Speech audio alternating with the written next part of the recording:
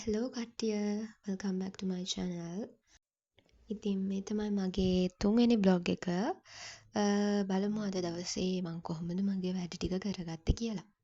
අද මම නැගිටිද්දී උදේ 10 හමාර වගේ වුණා. ඔයාලා හිතනවා ඇති 10 හමාරට නැගිටින එකට ඇයි ඔච්චර සතුටු වෙන්නේ කියලා. කලින් මම නැගිට්ටේ දවල් 2ට විතර. කලින් දවසේ රෑ 1-2 අතර නිදා ගන්නවා. ආයෙ නැගිටින්නේ පහුවෙනිදා දවල් 2ට. ඉතින් එහෙම 2ට හැරලා මම දැන් 10 හමාරට නැගිටින එක මට ලොකු ඇචීව්මන්ට් එකක්. ඒක කොහොම හරි උදේ 7 වෙද්දිවත් අඩුම නැගිට ගන්න එක තමා මගේ ඊළඟ බලාපොරොත්තුව. මම මෙහෙම 10 හමාරට නැගිටින්නෙත් ඇත්තටම vlogs කරන්න ගත්ත නිසා. නැත්තම් මට මේ vlogs edit කරන්න ටයිම් එකක් නැහැ. මම ඒක මතක් කරගෙන තමා ඇත්තටම මම උදේට නැගිටින්නේ. මොකද මම පාඩම් කරන එක නැගිටිනවා කියලා කලින් නැගිටින්න try කරා මාසයක් විතර. මට ඒක කරගන්න බැරි වුණා. මම මේ වැඩේට පාඩම් කරන එකට වඩා ආස නිසා මට උදේට නැගිට ගන්න පුළුවන්. ඊට පස්සේ මම සෝදගෙන මගේ කොණ්ඩ පීර ගත්තා. කොණ්ඩ පීරගෙන මගේ උදේ තේ එක හදාගත්තා. ඊට පස්සේ මම to do list එක ලියන්න එළියට යන්න ලෑස්ති වුණේ. අපේ අම්මා දවස් ගානක් ඉඳලා මට කියනවා පත්වෙනි මෑණියන්ට පඩුරක් තියන්න එක්සෑම් එක වෙනුවෙන් කිරි ආහාරයක් මොකද කිරි ආහාර පූජාවක් දෙන්නම් කියලා. ඊට පස්සේ මං ඒක කරා. අපේ අම්මා දුන්න කාසියකුයි සුදු රෙදි කෑල්ලකුයි ඒක ගැට ගහලා බුදු පහන ළඟින් තියලා ඉවරලා වදින්න කිව්වා. වැදලා අර අපි කියන්න තියෙන දේවල් ටික කියන්න කිව්වා. මම දැන් ඊට පස්සේ ඒ වැඩේ කරා. ඔය දැන් සෑහෙන දවස් දෙක මට ඕක කරන්න කියන්නේ මට වැඩේ බැරි වෙනවා. අමතක වෙනවා. ඊට පස්සේ ඒක ඉවර කළා මම ගියා එළියට to do list එක ලියන්න. ගියාට පස්සේ මට කලින් ඉතින් මගේ වැඩවලට එන්නේ අපේ බලු මහත්තයා තමයි. ඇවිත් ඉතින් ඔය මම ෆෝන් එක තිබ්බ තැනින්ම හිටගත්තා. දැන් මාව පේන්නේ නැහැ. එයාව තමයි පේන්නේ. ඔතන හරි පොඩි ඉඩක් තියෙන්නේ. බල්ලටත් ඉඳගෙන මටත් පොත තියාගෙන ලියන්න ඉඩ මදි. ඊට පස්සේ ඉතින් මං අපේ අලයාගේ ඇඟුවට තියාගෙනම ලිව්වා. එයාත් ඉතින් ඉන්නවා ලස්සනට. ඊයේදී අපේ අප්පච්චි ආවා. අප්පච්චි එක්කත් ඔය කතා කර කර මං ලිව්වේ.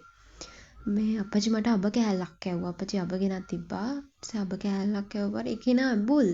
මම කන නිසා දැන් මෙයාට කන්න ඕන. මෙයා කොහොමත් අබ කනවා.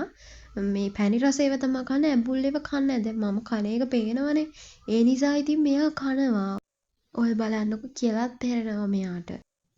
ආයෙ ටිකකින් තවත් එක්කෙනෙක් ආවා. එයා නම් හොඳටම ලේ බීලා තියෙන්නේ මගේ. එයාව රතු පාටත් වෙලා මේ ලේ බීලා නිසා මගේ.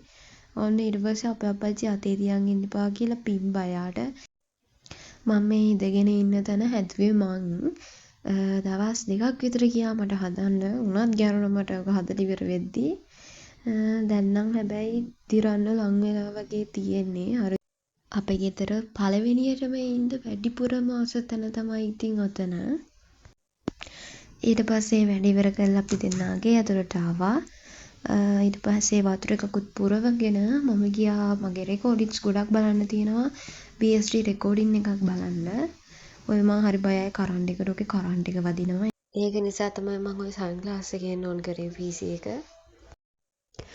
ඊට පස්සේ ඔන්න ඉතින් පෙරුම් පුරලා මම රෙකෝඩින් එකක් බලන්න පටන් ගත්තා. එතන මම පැයක් වගේ බැලුවා රෙකෝඩින් එක. ඊට පස්සේ අපේ සර්ගේ වට්ටක්ක කේක් එකයි කරවල ජූස් එකයි ඔයාලට කරවල නෙවෙයි කරවිල ජූස් එක.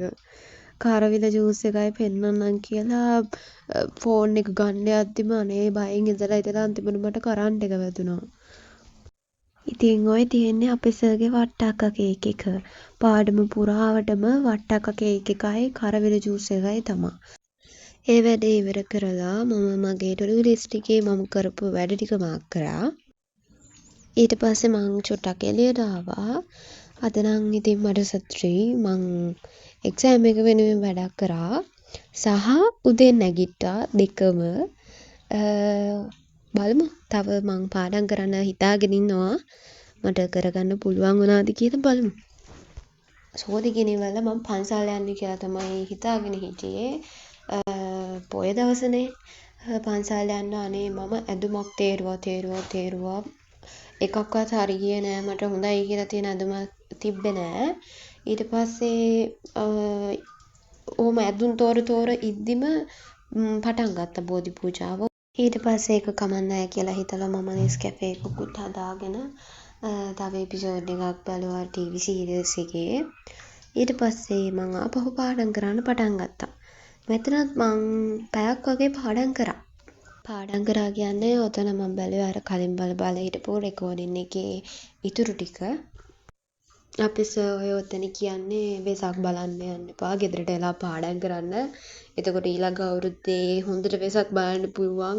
රිසල්ට් ෂීට් එකම ඇවිල්ලා පේන්න ඕන. තොරන් වලට ගියාම ඔයාලගේ ජාතක කතාව තමයි පේන්නේ. ඒක නිසා යන්න එපා වෙසක් බලන්න මේ අවුරුද්දේ ගෙදර ඉඳලා පාඩම් කරන්න කියලා. මගේ යාළුවා මාර අවුලෙන් හිටියේ අර වෙසක් බලන්න යන්න බැරි වුණා කියලා. ඉතින් මං ওই ටික රෙකෝඩ් කරලා එයාටත් යවුවා යාවත් මොටිවේට් වෙන්න කියලා.